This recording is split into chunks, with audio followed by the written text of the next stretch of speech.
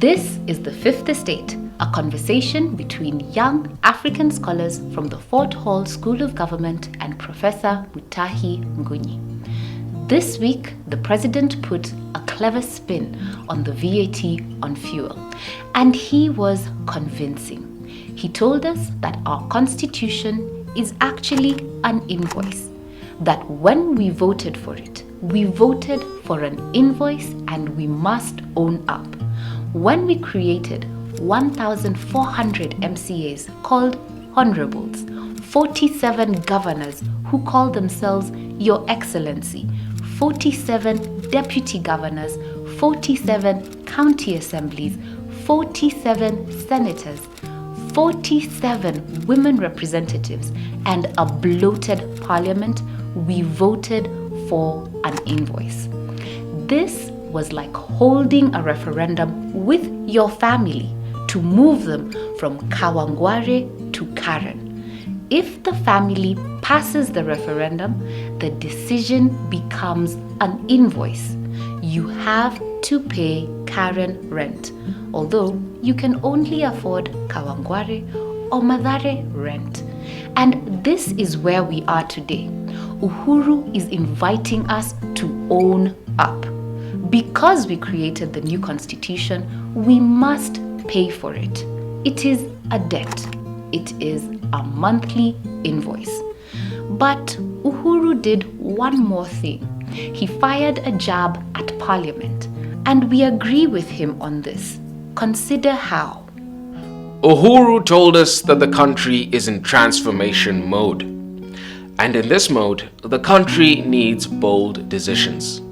This is why he sent the finance bill back to Parliament. From the beginning, Parliament was cowardly. It played to the public gallery instead of confronting conventional thinking. It protected the status quo and sacrificed the bigger vision. By passing this bill, Parliament made good politics, but bad leadership. The bill was a safe bet, a cowardly bet, and maybe this is why Uhuru rejected it. If you study Uhuru's second term, it has been about bold decisions. He has demolished buildings, confronted corruption head-on, and introduced VAT on fuel.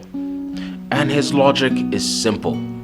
To transform Kenya, we need bold decisions, not popular decisions. And this is because change only happens when bold and unpopular decisions are made. On this one, Parliament failed us. But I have another sneaky thought. Is it possible that all along, Uhuru wanted VAT on fuel at 8%? Is it possible that he set it at a high 16% so that he can negotiate with the public for an acceptable 8%? If this was a plot, then Uhuru has our respects. Uhuru is in a hurry, and this is why he has chosen to make bold decisions as opposed to popular decisions. He knows that the president's time is his most precious asset, and he does not have a lot of time. In fact, he has only 40 months left. And in 40 months, he must demolish 4,000 illegal buildings in Nairobi alone. That is 100 buildings a month, or 3 buildings a day, including Sundays. In 40 months, he must also build a new high-speed highway to Mombasa and take the SGR all the way to Malaba. But there is also the Big Four, which is yet to start. And of course, the job of raising taxes to finance a playful constitution is also on his plate. If Uhuru is taking bold decisions instead of popular decisions, it is because of the task at hand. And this is why he must borrow the words of Captain James Cook, who taught us that a man who wants to lead the orchestra must turn his back on the crowd. To lead the nation for the next 40 months, Uhuru must turn his back on the crowds. Uhuru must do what Uhuru must do. Lakini, wapi Ruto? Yes, Ruto is missing in action. Uhuru's bold decisions have nothing to do with Ruto. And this is why Ruto told us that VAT on fuel will be reversed. And he was wrong. He was clueless. Even Raila told us that VAT would be scrapped, but Babaman was also wrong. Like Ruto, Raila was just doing politics. He was taking the popular decision, not the bold decision. Both Ruto and Raila have refused to move from politics to leadership. And this is why we must ask this question. If Parliament is controlled by Jubilee, how did they pass a bill to reject VAT on fuel? Did they not know that Uhuru would refuse to sign the bill? How did this bill pass through Parliament and yet Jubilee controls the majority in Parliament? This does not add up. In our view, a part of Jubilee must be sabotaging Uhuru in Parliament. And if this is true, we are keen to see if they can raise a 2/3 majority to reject Uhuru's proposal on VAT. Let me break down what we are saying, and I will make it simple. No one has ever become president in Kenya because he tried to become president for the first time. Never. Uhuru tried once, gave up the second time for Kibaki, and then tried a third time. This is how he became president. Raila has tried to become president since 1997. He has ran 4 times as president, and he will run for a 5th time in 2022. His man is still trying. The question therefore is this: will William Ruto become president in his first attempt? Will he change history? I have a thought. Why Raila is looking better than Ruto is because Raila understands the craft of power, and this is why he went underground.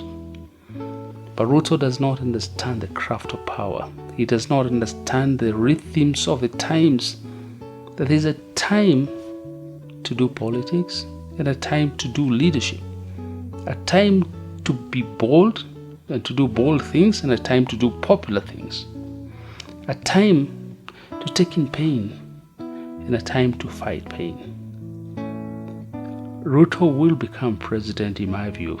But if Raila becomes president instead, it is because Ruto did not read the rhythms of the time.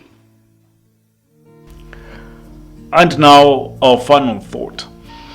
It is a story for Uhuru Kenyatta and his efforts to pay rent for Kenyans in Karen, although they can only afford Kawangware.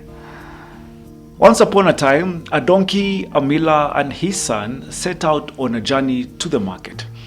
The 3 were walking happily with the son aboard the donkey. Then they passed a group of men who exclaimed, "What a lazy son, letting his father walk while he rides the donkey." And so the miller lowered his son and climbed on the donkey. Shortly, another crowd of women exclaimed, "What a lazy man, riding his donkey as his little son walks." And so the miller grabbed his son and they both rode the donkey. But then they met a man who told them that they were overloading the donkey. And so they tied the donkey to a long pole and carried it on their shoulders. But as they crossed the bridge, the rope that tied the donkey cut, and the donkey fell into the river and drowned. To Uhuru, therefore, every Kenyan has some advice on how he should run the economy. But Uhuru should give them the contempt card. Uhuru should do what Uhuru needs to